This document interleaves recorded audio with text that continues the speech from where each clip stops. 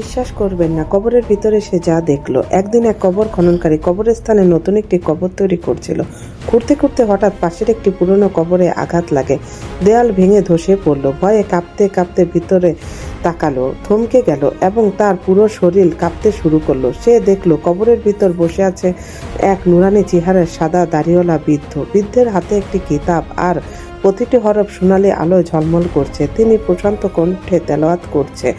হঠাৎ বৃদ্ধের দৃষ্টি পড়ল সেই কবর খননকারীর দিকে। তিনি হাত উঠিয়ে শান্ত গলায় বললেন, আল্লাহ তোমার উপর রহম করুন। কিয়ামত কি এসে গেছে? কবর খননকারী কাঁপা গলায় উত্তর দিল, না হুজুর, কিয়ামত আসেনি। আমি নতুন কবর খুঁড়ছিলাম, ভুল করে পাশের দেয়াল ভেঙে ফেলেছি।